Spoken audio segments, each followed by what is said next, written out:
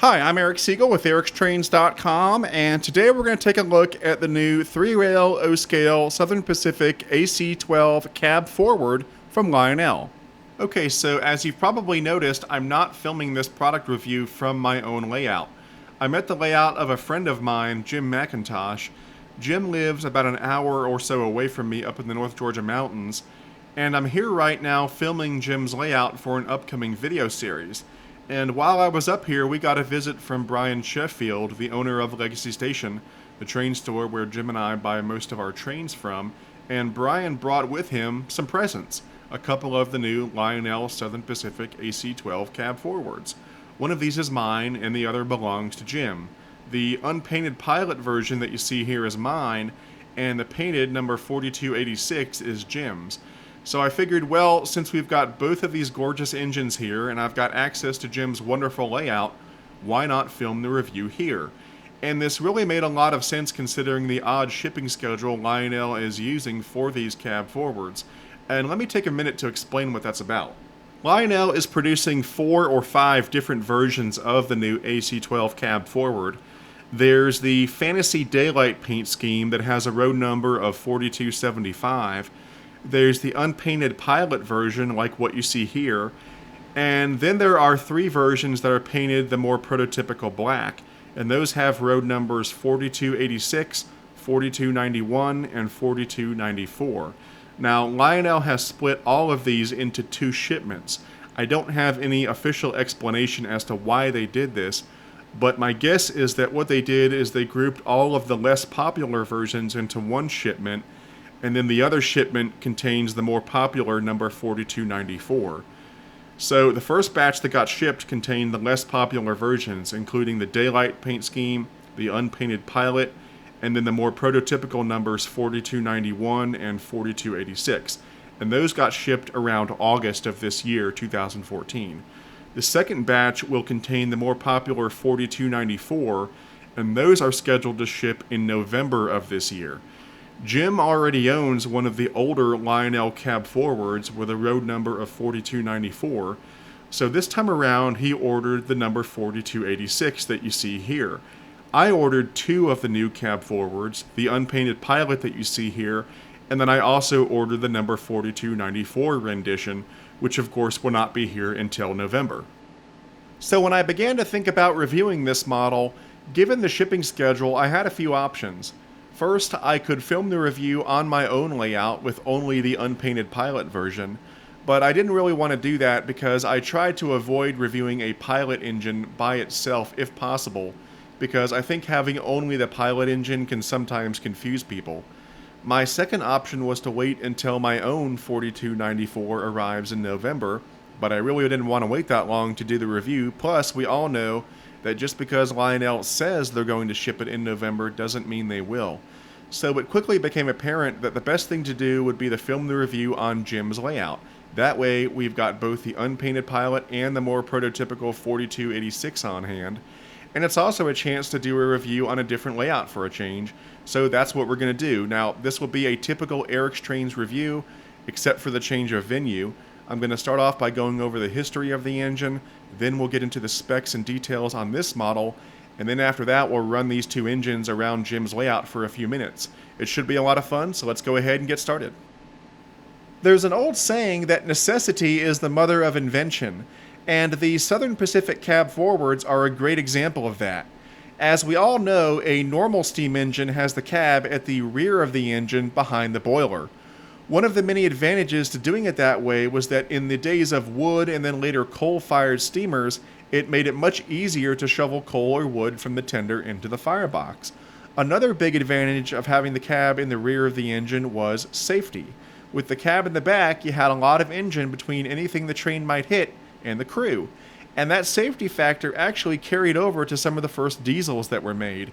They also had the cab toward the center or rear of the engine, so that the crew would be protected. When they finally did move to diesels with the cab up front, some railroads actually resisted that. The Southern Railway in particular was not a big fan of having the crew up front, and so they had a habit of running some of their diesels backwards so as to keep the crew at the rear of the engine. Now, a big disadvantage to having the cab in the rear of the engine is that the exhaust stack is located ahead of the crew.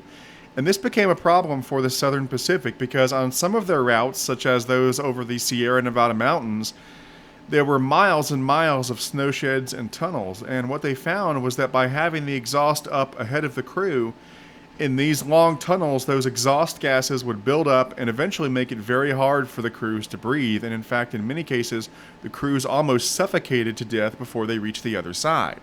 Well, the engineers on these trains finally started implementing their own fix for the situation. They would actually turn the engine around entirely and couple the train to the front of the engine and then run the route with the engine running in reverse. Now, this fixed the problem with the exhaust fumes, but it wasn't a perfect solution because it meant having the tender riding out in front of the train, which could be dangerous, and it also meant that the engineer would now be on the wrong side of the engine for any trackside signals. So eventually, the Southern Pacific stepped in and decided to offer a permanent solution to the problem, and they came out with the cab-forward design. Essentially, what they did is they kept the tender where it was, and they just flipped the engine around so that the cab now rode up front ahead of the exhaust fumes. And this was possible because the cab forwards were oil-fired, not coal-fired. So you didn't need someone back to the tender shoveling coal.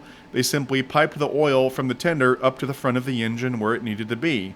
So with the new cab forward design in place, the trek through the long tunnels and snow sheds became much less hazardous, and the rest is history. Now, the Southern Pacific was not the only railroad in the world to use the cab forward design. There are lots of other examples out there. But as far as American railroading goes, the Southern Pacific cab forwards are the most well known. Also, the AC-12 was not the only cab forward model that the SP produced. There were many other variations made over the years, but the AC-12 is the most famous and well known of all of them, and that's mainly because the AC-12 number 4294 is the only Southern Pacific cab forward that still exists today. It's preserved at a museum in Sacramento, California. All the other cab forwards were eventually scrapped. So now let's talk about Lionel's model of the AC-12. This is not the first time Lionel has produced a model of the AC-12. They've done it before. The tooling is pretty much the same as it was before. What's changed is that on the inside we've got the legacy command system as well as legacy rail sounds, and then on the outside we've got the great whistle steam smoke effect, and we'll talk about that more later on in this review. Now, Lionel cataloged this latest version of the AC-12 in their 2014 Volume 1 catalog, and then as I said, this first batch shipped in August of 2014, and then they've got that second batch that's going to ship in November of 2014. Let's go over some of the stats and facts on this model. The overall length is right at 32 inches. The weight of the tender is 4 pounds 9 ounces. The weight of the engine is 9 pounds 12 ounces. So that gives us a combined weight of 14 pounds 5 ounces. The pulling power of the engine is really good. This thing has 4 pounds 8 ounces of pulling power. That's fantastic. And the minimum curve needed to operate this engine is 0.72. On the inside, the engine is powered by one large flywheel motor. There's also a fan-driven smoke unit as well as the whistle steam smoke effect that I already mentioned, and I'll show you both of those later on in this review. Back in the tender, we've got the electronics packages for the legacy control system as well as legacy rail sounds. There are several ways to operate this engine. The preferred way is to use Lionel's legacy command system because that will give you access to all of the engine's advanced features. However, you can also run this with Lionel's classic TMCC command system, or you can run the engine conventionally. Now let's take a look at some of the details on this model, and for the detail shots we're going to be looking at the painted number 4286. But keep in mind that the unpainted pilot version is exactly the same, there's just no paint. So starting off on the pilot, it looks great. There are some separately applied hoses and a coupler cut bar. There's also a dummy O-scale coupler on the front of the engine when you take it out of the box, but if you want to double head the engine, you can swap that out for a dummy O-gauge coupler that's also packaged with the engine. Moving up, we've got some nice grille work, and then above that, we've got a separately applied metal horn. Above that, there's an operating headlight with lighted number boards on either side. Above that, we've got operating marker lights, and then at the top, we've got lighted number boards up there as well. And all around the cab, the windows have clear plastic inserts in them. Moving around, the sides of the cab look great. There are 2 doors on the cab, 1 on each side. The doors do open, and they are spring-loaded, so they will snap back shut. On either side of each door, there are separately applied metal grab irons, and there's also a separately applied metal ladder below each door. And then there's also a separately applied metal grab iron above each window on the sides of the cab. Below the window, you can see the nice crisp 4286, and you can even see the throttle assembly. On the inside of the cab, there are 2 hand-painted crew figures. There's a detailed backhead with a number of hand-painted valves and gauges, and the interior of the cab is lighted. Below the cab, you can see the nicely detailed side frames on the lead truck, and also all of that nice separately applied piping and so forth. Moving back and down below, you can see the front set of drivers here, and all that running gear looks fantastic when the engine is in operation. You can also see a lot of that separately applied piping and so forth. And then if we move back behind that, you can see the second set of articulated drivers, and those look fantastic as well. Moving back, here you can see what would normally be the front pilot area on a regular steam engine, but of course on the cab forward, this is on the back of the engine. You can see there's nice safety tread on the deck. There are separately applied grab irons everywhere. You can see some of the nice cylinder detail underneath the deck. And then out in front, you've got the drawbar that connects to the tender. And on top of the drawbar is the infrared sensor that allows the electronics in the tender to communicate with the electronics in the engine. Now let's take a look at the top and sides of the engine. Starting on the top of the cab, there's not a lot to see on the top of the cab, but there is a roof vent, and it does open up like that. Here's an overall view of the boiler. You can see lots of separately applied piping and valves and so forth. Let's go in for a closer look.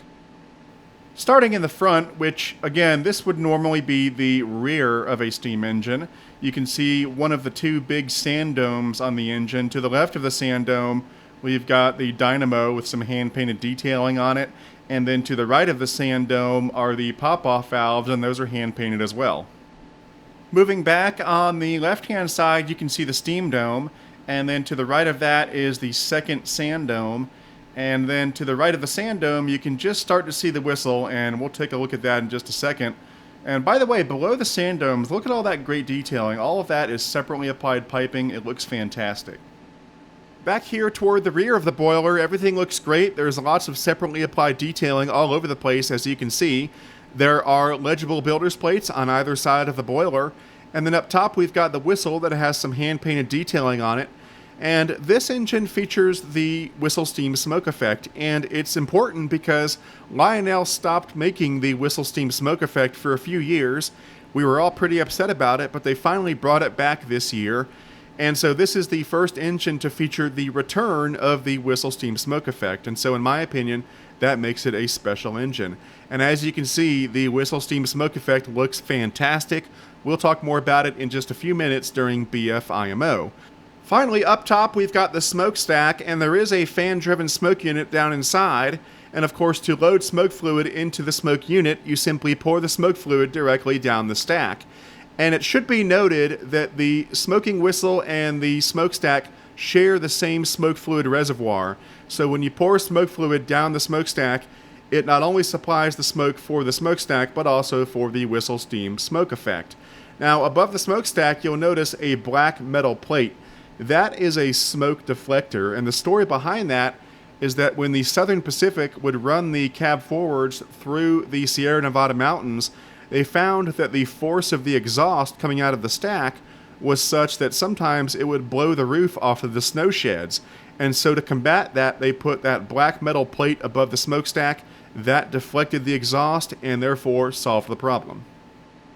Moving on, here's a look at the back of the boiler, and as you can see, it looks great as well. Lots of separately applied detailing all over the place. Here's a look at the underside of the engine. There are 4 pickup rollers, and then we've got 2 traction tires on the rear set of each set of drivers. So we've got a total of 4 traction tires. And then under the lead truck on this side, you'll find the run program and smoke unit on-off switches. And then over here, you'll find the Odyssey speed control switch. Okay, that takes care of the engine. Now let's take a look at the tender. Starting on the side, at the bottom, there are die-cast metal side frames on the trucks. Moving up from there, there is legible signage in the middle there, and we've also got a separately applied legible builder's plate. And then above that, we've got the side of the tender, which has lots of nice rivet detail, and of course that nice crisp Southern Pacific logo. Up on top of the tender, once again, we've got lots of nice rivet detail all over the place. There are also some separately applied metal grab irons and so forth. There are 4 hatches on the back of the tender. All 4 of those hatches open. And on the third of those hatches underneath, you'll find the master volume control for the engine. Here's a look at the front of the tender. On either side, there are cast-in metal ladders. And then you've got some separately applied metal grab irons. Lots of nice rivet detail again, and some other nice cast-in details. And then down at the bottom, we've got the other end of the drawbar, and that does have the second infrared sensor that allows the electronics in the tender to communicate with the electronics in the engine. And here's a look at the back of the tender. Up on top, there are 2 operating marker lights and an operating backup light. There's a separately applied metal ladder, as well as several separately applied metal grab irons. Below that, there's a moving metal coupler cut bar, and then on either side of the tender, you've got a separately applied metal ladder. Now, on the bottom in the middle there, you'll see there's a scale coupler. That is something that Jim installed on this model. Jim likes to have all scale couplers on his model, so he removed the typical O-gauge coupler and put that scale coupler in its place. When you get these engines out of the box, they will have the standard O-gauge coupler, and of course that coupler can be fired from the legacy remote. Finally, let's take a look at the underside of the tender. As you can see, there are 2 pickup rollers, 1 per truck. We've got some nice add-on details here. There are 2 speakers for the sound system. One is under the rear truck, the other is right here in the middle. And then here we've got the infrared sensor, and that is used to communicate to the Lionel LCS sensor track if you choose to use one. Okay, the last thing we're going to do before we start these engines up is BF-IMO, best feature in my opinion. Well, best feature this time around is a bit of a no-brainer. It's the whistle steam smoke effect, but I'm not simply picking it because it's a cool feature. It is a cool feature. In fact, as I record this, I just finished my yearly open house for the layout as part of the Piedmont Pilgrimage Tour of Layouts, and I can tell you that adults and kids alike really enjoy the smoking whistle. It really gets their attention. But what I really like about it is that the smoking whistle on this model marks the return of that feature to the Lionel product line, and that is very important for the hobby. You know, sometimes I think it's easy for us to lose perspective about the model train hobby and the business behind it, but in my opinion, it's really not that much different than any other business out there. If you want to keep your customers coming back, you have to continue to innovate and offer them something they didn't have before. I like to use automobile analogies quite a bit, so let's do that. If a 2014 Toyota Camry, for example, was exactly the same as a 1990 Toyota Camry, why would anyone want to spend the money to buy a new Camry? Sure, you're going to have people that are going to buy a new one because their old one broke down, but as we all know, most people don't buy a new car because their old one broke down. They buy it because they want something new. They want new features, a GPS, a new stereo system, a better engine with better fuel efficiency and stuff like that. So they keep innovating year after year to keep their customers coming back. And it's not just the automobile industry, it can be any industry. Televisions, home electronics, computers, cell phones. How many people out there have a perfectly good working iPhone 5, but you want to get an iPhone 6? Why do you want to get an iPhone 6? Because it's got something the iPhone 5 doesn't have. And that's what it's all about. And in my opinion, that's what the model train industry needs to do as well. You keep innovating and offering your customers new things year after year.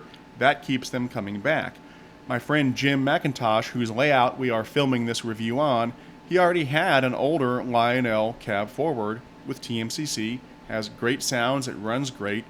So when the new one came out, unless it had something new, he really didn't have any reason to buy a new one. But with legacy rail sounds on the inside and the whistle steam smoke effect, he's saying, hey, you know, I want to spend some more money and get a new cab forward because it's got something different than the one I had before. And that's key to keeping your customers coming back in this hobby. And so it's really good to see Lionel doing that. I hope they continue to do that. They're very good about innovating in general, and so I hope they continue to do that in the years to come. So in my opinion, the best feature on this engine for many reasons is the whistle steam smoke effect. Okay, it's time to start the engine up. Now, I'm going to be running 2 of these cab forwards today in a lash-up configuration. My pilot version is going to be on the front of the train, and then right behind it is going to be Jim's painted version. They're exactly the same in terms of the sounds and features. The only difference is the paint job. I'm going to start mine up right now and let you hear some of the sounds and so forth, and then after that, we'll run both of them together with a train. So let's go ahead and start it up. Do you copy? Copy that. Read your time. Over. Very good. Start up and hold. Roger that. Start up and hold. Out.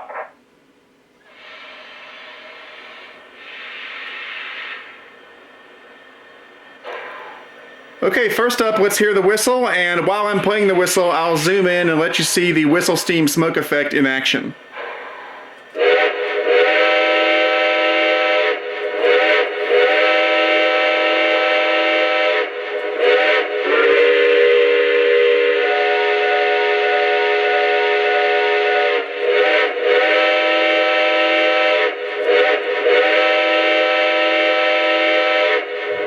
I really like this whistle. One of my favorite sounds is to go from the low tone to the mid tone and just hold it there, and there's this kind of oscillation sound effect.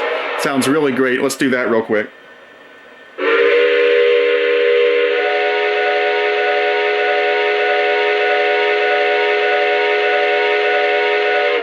Sounds fantastic, and that whistle steam smoke effect just makes it complete. The AC-12 had an air horn on the front, and so for that reason, Lionel has also included an air horn sound effect. It can be activated by pressing the aux 1 key on the legacy remote. It's a little weird because the whistle steam smoke effect still works even when you're using the air horn, but let's hear it anyway.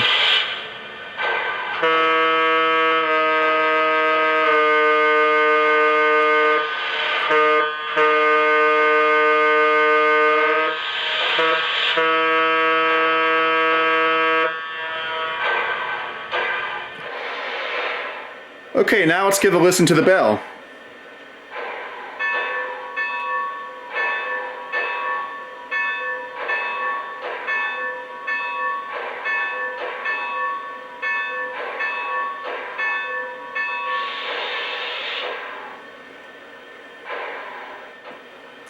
This is take 2 of the water in the tender sound. There's a sound effect for try that again. There's a sound effect for water being loaded into the tender. Let's hear that.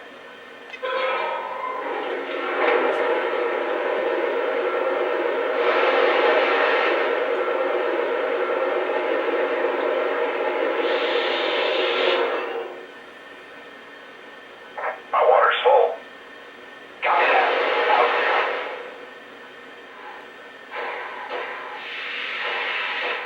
And there's also a cylinder steam sound effect.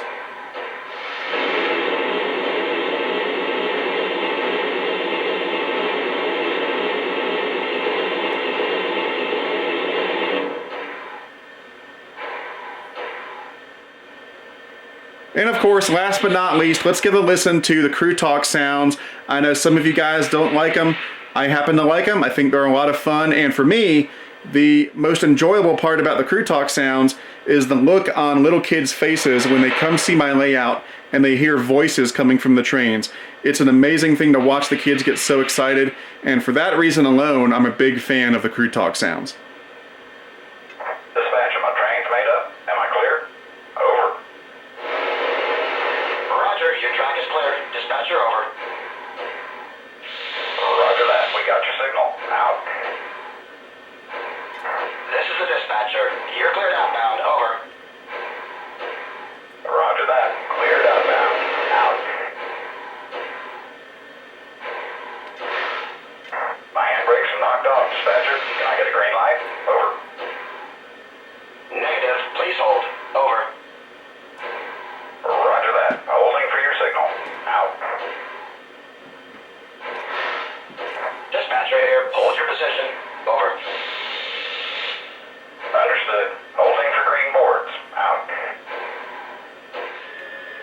Okay, now comes the fun part. It's time to roll these things out. Now, because we're at Jim's layout today instead of mine, you're going to get to see a lot of scenery and so forth that you've never seen before. So it should be a lot of fun. Let's go ahead and move them out.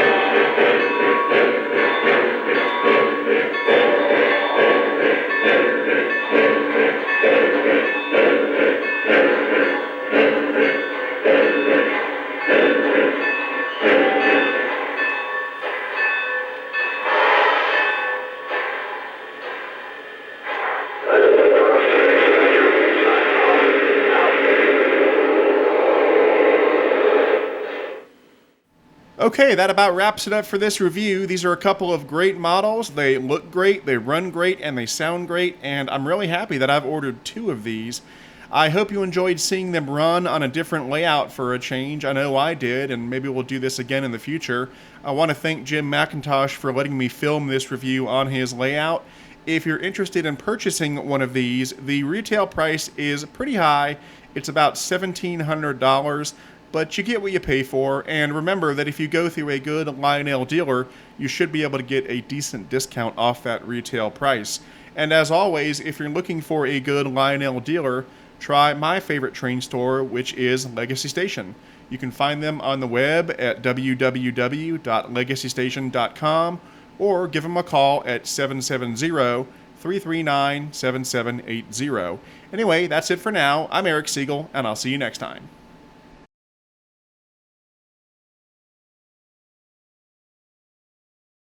To discuss this model or any other O-Gauge trains and to meet other O-Gauge modelers, check out the O-Gauge Railroading Magazine online forum at ogrforum.ogaugerr.com.